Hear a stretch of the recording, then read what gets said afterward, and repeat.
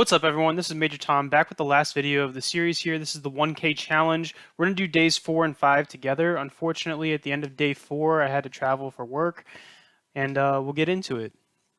So this is day 4, Wednesday. We started the day off of a play that we made on Tuesday where we hopped into Tilray before market close.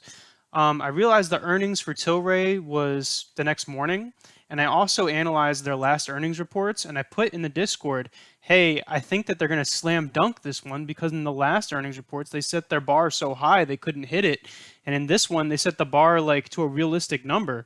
And, they were turning more and more revenue, and the weed sector itself was down. So, the weed sector was due for a correction up. They were primed to pretty much slam dunk earnings, and that's exactly what happened. Both of those together caused a massive move in the uptrend. This was an easy 25% trade. I think it capped out at like $16 and we got in at like 12.75-ish for this little buy indicator is right here. All right, again, here's my Wednesday troubles. Not making this up. Legit just on a flight all day from West Coast to East Coast.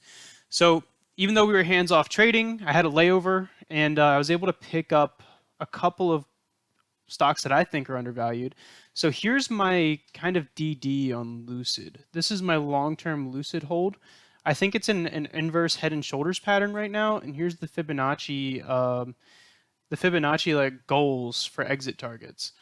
All right, we're looking at, $34, $36, $37, $39, $42, and up here at $51.63. We picked it up right here. It did start trending downwards, but that's fine because, like I said, I think it's undervalued. The company itself, right, is the only other EV company that can compete with Tesla car stats as far as battery range and the 0 to 60 speeds. And quite frankly, like no other EV can like stand up to Tesla as far as stats go right now. So, when Lucid starts releasing cars next year, their value is going to be really high. It's probably going to be like, somewhere between $60 and $100. The question is, when is a good time to get in? And the ticker just changed. They just got on the NASDAQ, and they're starting to pick up social media popularity, I've noticed. So I just decided to pick up a couple shares, not a crazy high position, but a couple shares. And if it goes down more, we'll pick up more. Why? Because I think it's undervalued. And we also were able to scoop up GME for a cheap price before Wednesday's close. The buy indicator was right here. It was trending. It was like dipping just below that ascending support line. And they just came out with great news that they were changing the EB game stores in Canada that are actually profitable into GameStop stores, which is huge because this is like free advertising to the company, right? So, if you always go to shop at GameStop instead of EB Games, you're going to think to buy your stuff off of GameStop.com instead of EBGames.com. Like, it's free advertising for the online e-commerce transition, and I think it was huge news. But surprisingly, the stock trended downward that day. It's not a surprise for a manipulated stock like this, but I mean, it was an easy get in, and as we saw today, there were a couple times where it even trended back up to 175. I'm still holding GameStop shares in the small trading account for a little while, and I explained this at the end of the video, but basically now that I'm home again, I don't want to be, super hands-on trading every day, so I've kind of positioned the account into like long-term assets, like towards the end of this challenge. All right, so here's Thursday. We did have two potential rips today. We had Mara. It was a small rip, but it was a rip nonetheless. They have earnings coming up on Monday, I believe, and we got in around here, I think. No. We got in like much cheaper. We got in around like, I want to say 27 because we saw this indicator in the pre-market, but Robinhood wouldn't let me trade pre-market. So I think I bought like around here around like 27.40. And throughout the day, it went all the way up to like almost $30, and it's still trending like down. It's going to correct a little bit, but I think it's going to go back up before earnings. So their last earnings was in March. And because they're like a crypto mining company, like I think their March earnings is probably going to be a little bit lighter than their earnings this time. I think they're going to do much better because Bitcoin's back up at like $40,000. I don't know what it was in March, but I don't know. It's pretty high. It's pretty high, and I can only assume that their mining has done better and better, as time progressed. I don't know. So I see high hopes for Mara and their earnings. I think they're going to do well, and if they don't, to long-term hold, I guess. I mean, it's not really like a bad company, you know what I mean? And then a viewer actually mentioned S GoCo to me this morning and said that the setup looked perfect. So I had to take a look at it, and I was like, "Yep, the setup looks good. I'm going to be looking for a green candle to confirm that buy indicator right there." Sure enough, we got that green candle, and man, this thing ripped in the morning. It went from like I want to say 850 or 875 all the way up to like $12, $14 a share. You could have made some good profit off of this one. And I do want to give him credit for his username, but it was like so hard to read. It was like a J and a bunch of numbers. So whoever you are in real life, whatever your real life name is, hey, good call, man. Way to point the Discord in the right direction, and that's what gives the Discord so much power. It's a free to use tool. Anyone can join. It's join for free. The link's going to be below in the description. But it's not just plays that I recommend. There's other users on there. There's other viewers on there, and they have smart ideas and smart TAs as well. And the idea is we bounce ideas off of each other and we validate or confirm each other's ideas. And this morning, the idea was bounced off. I confirmed it. I said, hey, this looks like a great play. And other viewers hopped in. And, there's profit to be made every day. So here's the challenge results everyone's been waiting for. We started with $1,000. We're up to $1,007.78, positioning the account in a bunch of good long positions. Like I said, because I'm taking some time off to be with my family. I haven't been home in a long time, like 3 months. So I'm up 10% in 1 week without using more than a maximum of $270 per trade, including the derivatives play. The derivatives play was the highest, the most expensive one at $270. But we traded stocks from every single sector. We traded a derivative contract. We looked at crypto, but we didn't get a good entry. And the goal at the end of the day is to outperform the S&P 500 by the end of the year. And mathematically, if you make 10% every week, or even if you make 5% every week, you're going to make stupid returns at the end of the year. If we did 10% every week, you would net 520% by the end of the year. So if you could do this every single week, and this is not including compounding interest, by the way. So, week 1 you have $1,000. Week 2 you have $1,100. Week 3, you see how this is going. So there's definitely profit to be made. I actually started this challenge because I saw a couple of viewers saying that that they didn't like the way the market was going. They were doing really well like in the first part of the year, and then it got to this part of the year where the market's really choppy up and down, and they were struggling making the same money they were in the beginning of the year, and they kind of wanted a basically like I guess proof in the pudding to see that it could be done. So here it is. It's out there. The trading indicator is free. Join the Discord. You can get it for free. I'm not charging a dime for any of this stuff.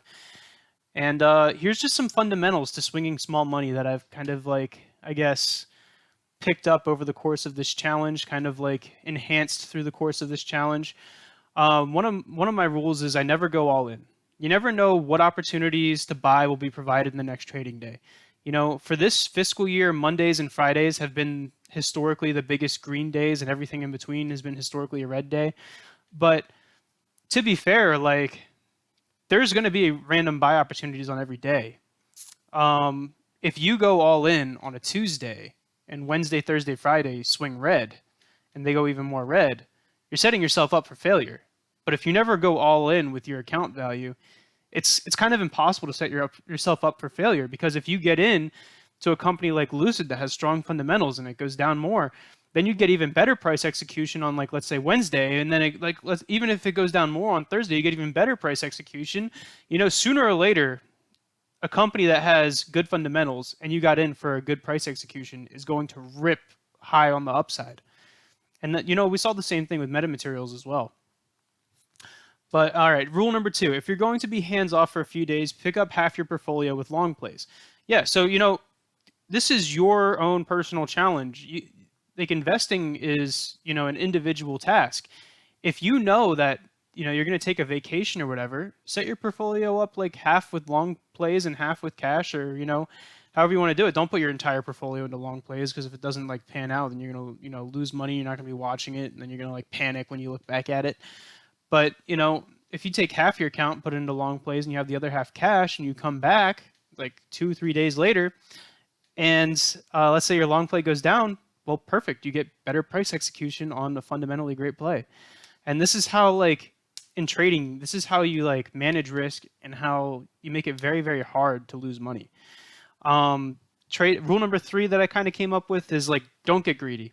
There are plenty of plays this week alone that could have netted you 80% gains, but once you're up 25%, there's not much need to assume more risk unless you have like extremely high conviction. Like a good example of this was like the Chinese stocks, right? It was down like 90%. Taking like 25% from like the Chinese stocks like Tao, um, you know, that was kind of a low ball, right? Like you don't want to completely exit for 25% on a stock like that because it was a market event. Okay, so the difference between those plays are market events.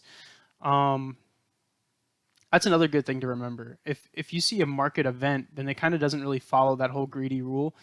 But to a certain extent, like once you're staying in past 60, 80, 100, you really got to start asking yourself like, what am I still doing here, right? What if you take the profit and ran, and then you reinvested that tomorrow into a 10% play? Like you're still probably going to do better than trying to hold for 90 or 100, because like the way those things work is they get like almost parabolic and then they just fall off a cliff. So you know if you don't need to assume that much risk, then just don't. It's that easy. Like I said, there'll always be a play the next day, and if not, that's fine. Just hold the cash. Eventually you'll see a good time to go in. See what's trending. I scout social media. I scout Reddit for popular tickers. The reason for this is high volume. High volume comes from the popular tickers, right? And then high volume grants high volatility, and high volatility can grant major upsides, so major swings in the up or down direction. Great price prediction, great price execution, great price execution.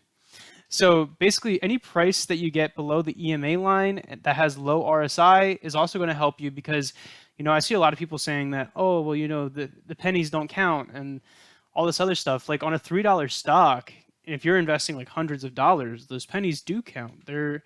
They can account for $1 to $5 sometimes in the upswing, depending on how much you're investing. So if you're investing thousands of dollars, those pennies can account for hundreds of dollars. You see what I'm saying? So price execution really does matter, and I think that's what people that are using the international investing like trade indicator are starting to realize, that before we were just hopping into trades because I think it's going to go up or I think it's going to go down. But if you trade with better price execution and you apply your fundamentals to your trading like you have been doing, you're going to make out so much better. So that's rule number 5. Rule number 6, trade the sectors and the assets that you're comfortable with. Anything can turn a profit. There's no need to go outside your comfort zone and start trading crazy derivatives to try and turn like 2,000% in a week. Is it possible? Yes, absolutely. But is it extremely risky if you don't know what you're doing? Yes, it is. And that's with derivatives. Another thing with derivatives that a lot of people don't really realize is that people try to swing derivatives for crazy gains. But with derivatives, it's so easy to swing them for small gains if you know what you're doing. So like you could get in for a call at like $270 for a call contract and easily swing it to like $300 to $320 if you know that the stock is at like an all-time low. So when I'm hunting stocks that are low or high, the things that I look for are not just the share price. I don't just look at the share price when the indicator like tells me that it's in a good spot to buy or sell. I also go and I look at the contracts. How expensive are the contracts compared to buying shares? And occasionally you'll find a couple stocks where the contracts are actually cheaper than buying shares. And what do I mean by this? I mean that the break-even price is actually negative in the percent gain, which tells you that you're already in the money and you're already up a small percentage, which is always a great execution, great entry for these contracts. And if you can get in at that and it swings up, well, it's so easy to scalp $50, $100 off of a derivative contract. So I hope that helps for all the contracts people that didn't know much about it or wanted to get into it. I am going to make a contracts video sooner or later, but with that being said, this is the conclusion of the challenge. Good luck on your own challenges, and let me know if you like this series, if you want to see more of this series, or other content that you want to see down in the comments below. And as always, I appreciate you watching the video. Major Tom, out.